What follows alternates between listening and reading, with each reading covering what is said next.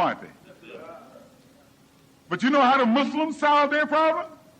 They said, we cannot get along with you in peace, so give us some of this earth to call our own. Ain't that what they said? Don't tell us the Honorable Elijah Muhammad was teaching some strange brand of Islam. No, that's the same Islam in Pakistan. That's why you look at the Pakistanis' flag.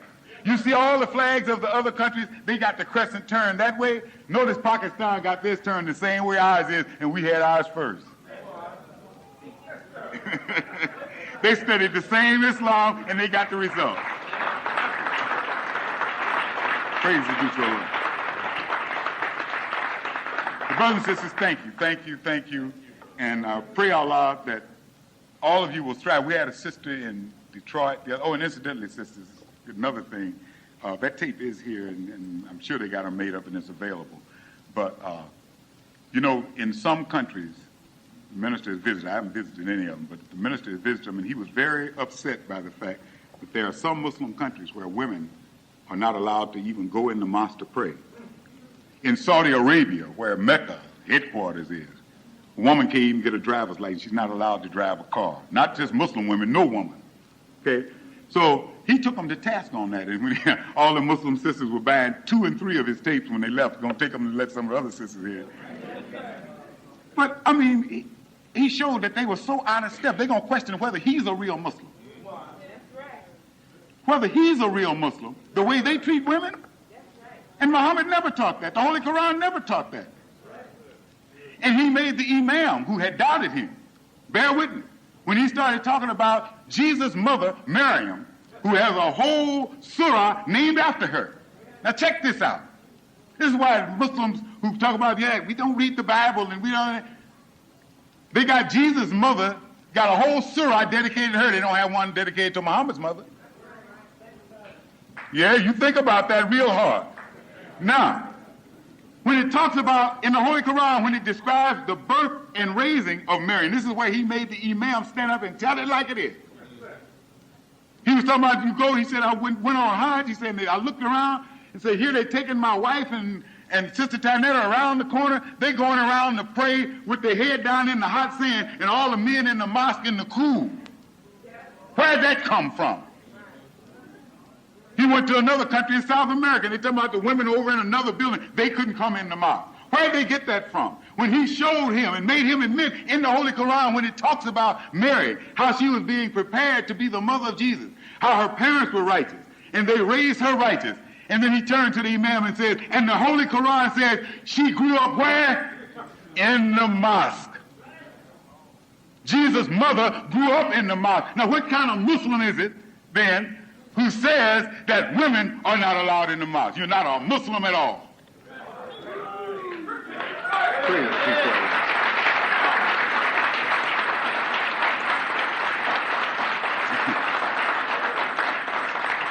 And my wife is here to bear me witness.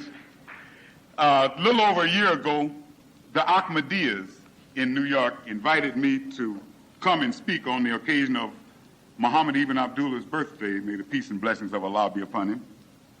Every year, Muslims throughout the world, a lot of them have different things where they teach on the various facets of his character.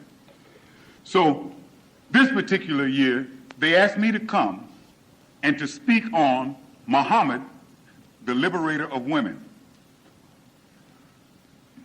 We got there, me, my wife, and my daughter, and when we walked in the door, they greeted us and everything, and they immediately took my wife and daughter and they went up the stairs. Now, I didn't think too much about that stuff, maybe they're going to rest their coats or something. But when I got into the little mosque, I looked out on the floor and wasn't nothing but men and boys. And a video camera like that. And I found out they had all the women and girls upstairs watching it on closed circuit television.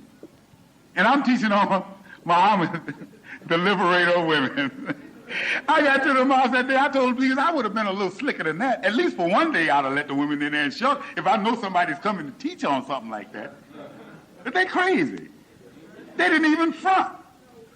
And as my wife was bad with them, sisters left there with a whole different idea. I know it was some hell in some homes.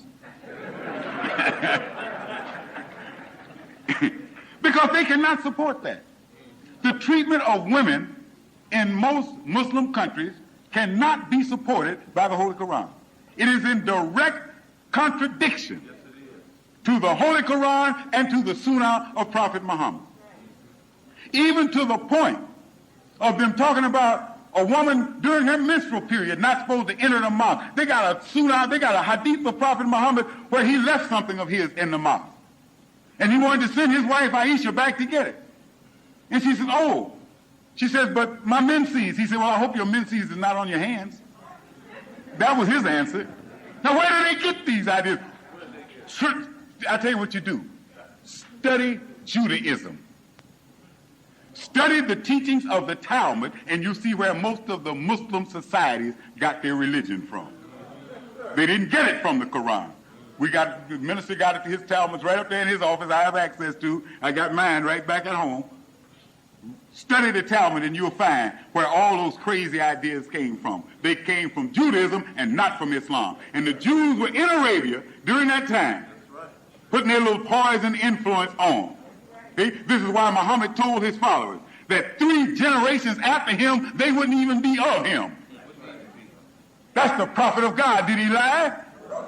All right, then there's no sense in none of them claiming they are of him when he said they wouldn't be of him, and it's been far more than 3 generations. They need to look back, read that Quran, study the Sunnah, and begin to be Muslims again. That's why white folks got them fighting each other. That's against the law of Islam. Against the law of Islam. A Muslim is safe from his brother's hand and his mouth. Not only won't you attack a Muslim, you won't even talk about a Muslim. What the hell are they doing over there shooting rockets and missiles? In the name of Allah. All of them quit shooting. Talking about it's time for Zuhr prayer. Salatul Zuhr. And so they all stop shooting, bow down, pray, get up and start wasting each other again. What kind of Islam is that?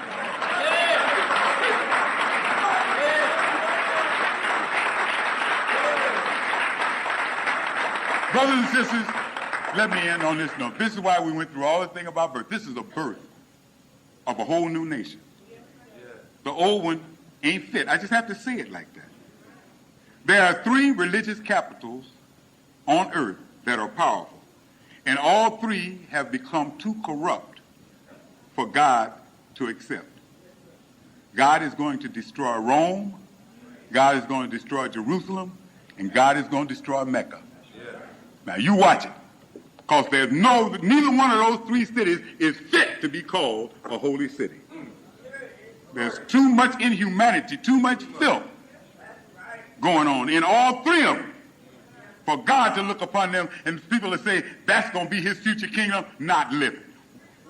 We're his future kingdom. Wherever we light and set it up, that's where God's kingdom is going to be, because he's making out of us a people unlike any other people. But a people that when we get into our own, get to ourselves and really become ourselves, you can read the description in the Holy Quran over and over of what a Muslim is. And all you have to do is look at us. What a mu'min is, a believer. And all you have to do is look at us. See what a mutaqin is, the highest degree of belief. And you look at us and you'll see it. But you don't find it nowhere on earth today. It's not there. It's what we got to build. And we starting from humble beginnings. Brothers and sisters, with your help, we'll make it. Let's all strike for freedom. Is everybody ready? Yes, sir. Praise is due to Allah. Thank you, brothers and sisters. May Allah bless you. Assalamu alaikum.